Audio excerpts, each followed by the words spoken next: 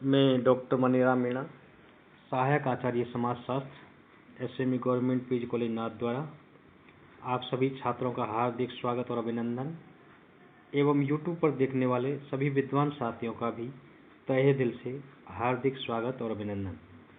हमने आपको पिछले व्याख्यान में धार्मिक असमंजसता को दूर करने के उपाय एवं सुझाव के बारे में विस्तार पूर्वक जानकारी दी थी।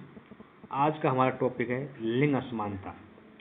लिंग असमानता जिसके बारे में हम आपको विस्तार पूर्वक जानकारी देने का भरपूर प्रयास करेंगे।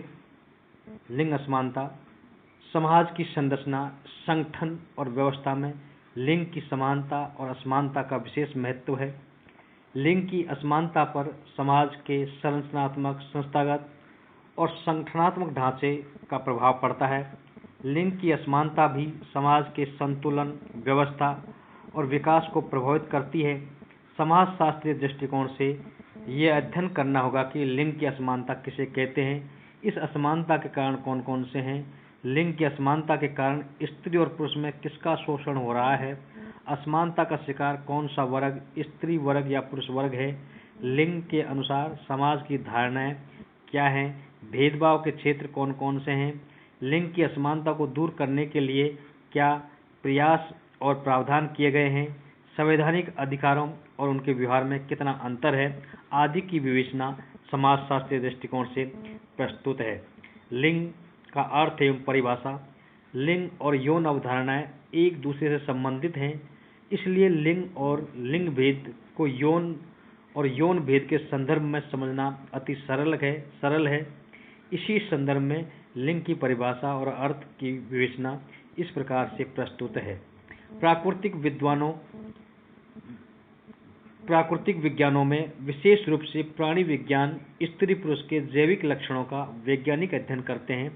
इनका जैविक और पुनर्जनन कार्यों पर ही ध्यान केंद्रित रहता है। विगत वर्षों में ऐसे अध्ययनों को योनि भेद से संबंधित किया जाने लगा है।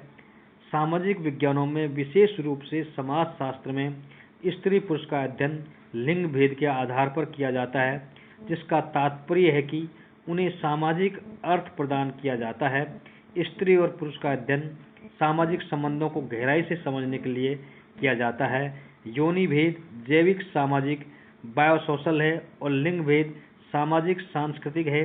योनि भेद शीर्षक के अंतर्गत स्त्री पुरुष का नर मादा के बीच भिन्नताओं का अध्ययन करते हैं, जिसमें जैविक लक्षणों जैसे पुनर्जनन कार्य पद्धति, शुक्राणु, अंडाणु एवं गर्भाधान क्षमता, शारीरिक बल क्षमता, शरीर की रचना भिन्नता आदि पर ध्यान दिया जाता है।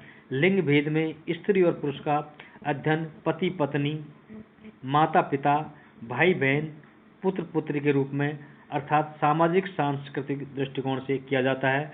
उनकी समाज में परिस्थिति और भूमिका क्या है, उनके कर्तव्य और अधिकार क्या है का अध्ययन किया जाता है।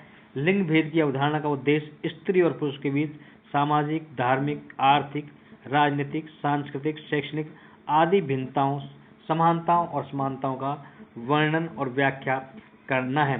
समाजशास्त्र में लिंग भेद शब्द का प्रयोग अन्न ओकल ने 1972 में अपनी कृति सेक्स, जेंडर एंड सोसाइटी में किया था।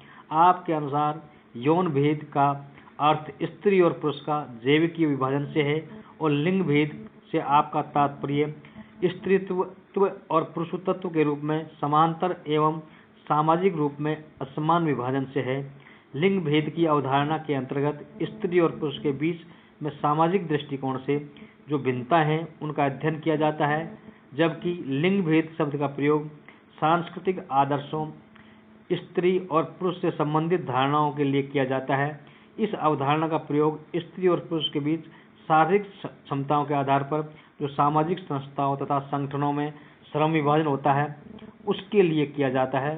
अतः हम सार रूप में कह सकते हैं कि असमानता एक समाजशास्त्रीय महत्वपूर्ण अवधारणा है, जिसका प्रयोग स्त्री पुरुष के बीच सामाजिक, सांस्कृतिक, आर्थिक, धार्मिक, राजनीतिक, मनोवैज्ञानिक, शैक्षणिक तथा अन्य ऐसी ही विशेषताओं और लक्षणों के आधार पर भिन्नताओं के क्रमबद्ध और व्यवस्थित अध्ययन, विश्लेषण और व्याख्या करने के लिए किया जाता है। अतः हम आपको अगले व्याख्यान में लिंग की असमानता और लिंग असमानता सिद्धांत के बारे में और विस्तार पूर्वक से जानकारी देंगे, जिससे कि लिंग असमानता का अर्थ पूरी तरह से स्पष्ट हो जाएगा। धन्यवाद। थैंक्स।